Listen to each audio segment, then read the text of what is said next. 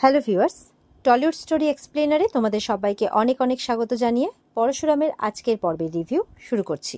শুরুতেই লাট্টু তার মাম্মিকে বলছে তার ভালো দিয়া যেমন তাকে রূপকথার গল্প বলে ঠিক তেমনই পরশুরাম রূপকথার রাজকুমারের মতো এসে তাকে বাঁচিয়েছে। এরপর শিবপ্রসাদ পিকোর খোঁজ করলে তটিনী বলছে মেয়েটা সারা রাত কান্নাকাটি করেছে, তারপর ভোরবেলা ঘুমিয়েছে, কিন্তু আমার লাট্টু আমার কাছে ফিরে এসেছে, আমার আর কিচ্ছু চাই না। শিবপ্রসাদ বাজার থেকে লাট্টু পছন্দ করে বলে মাটন নিয়ে এসেছে, তাই লাট্টু লাফাতে লাফাতে বলছে পা আজকে মাটন বানাবে আর মাম্মি হবে অ্যাসিস্ট্যান্ট।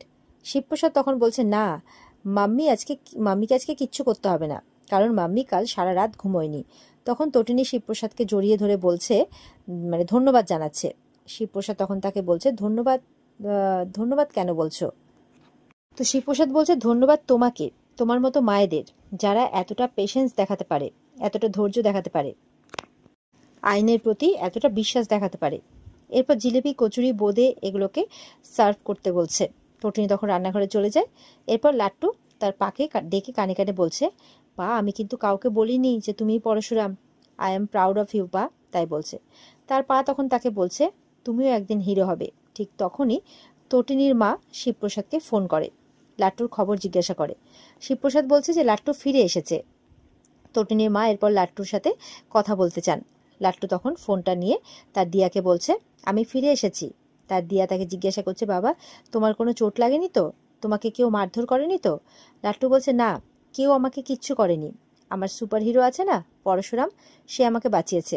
সারা রাত আমি রাস্তায় হেঁটেছি জানো, কিন্তু আমি একদম ভয় পাইনি জানো। সারা রাত মানে ওখানে একটাও আঙ্কেল আন্টি রাস্তায় ছিল না যে আমি মোবাইল ফোন নিয়ে কথা বলবো। এই বলতে বলতেই তটিনী খাবার দাবার রেডি করে নিয়ে চলে আসে। আর তার মা ফোন করেছে শুনে ফোনটা নিয়ে মানে খুব উৎসাহ নিয়ে মাকে বলে আমার লাট্টু ফিরে এসেছে মা।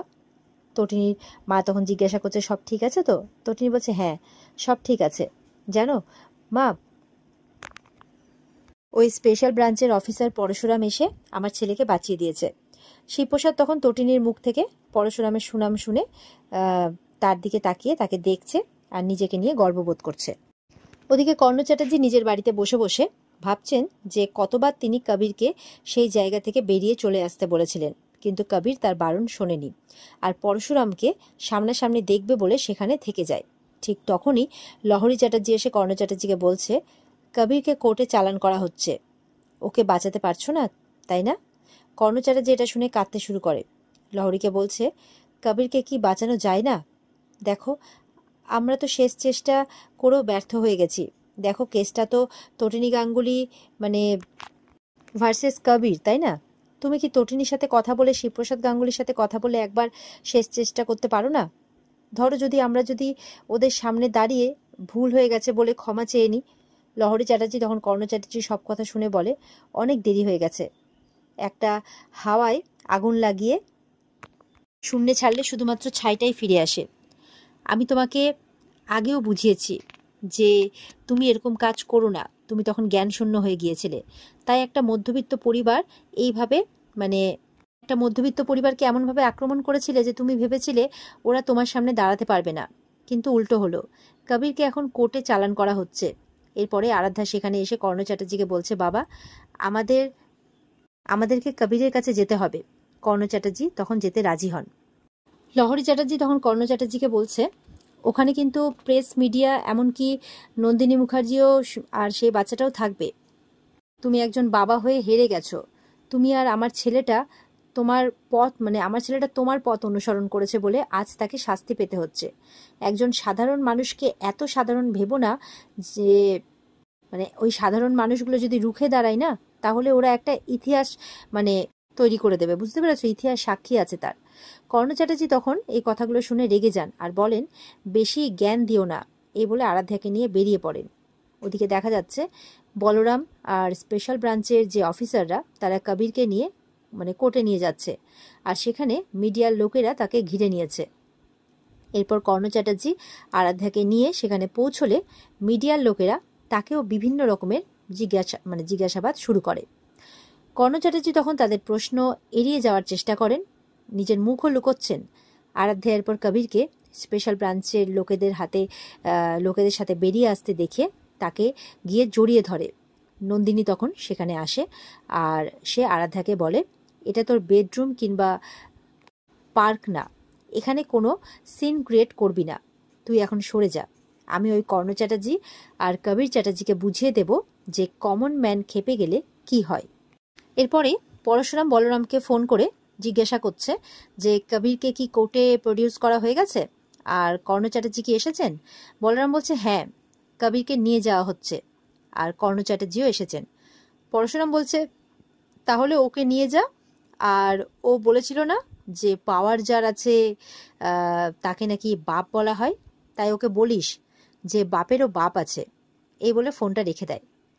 বলরাম এরপর কবিরকে কোর্টে নিয়ে চলে যান আর সেটা দেখে আরাধ্যা হাউমাউ করে কাঁদতে থাকে আর সেখানে কাঁদতে কাঁদতে বসে পড়ে।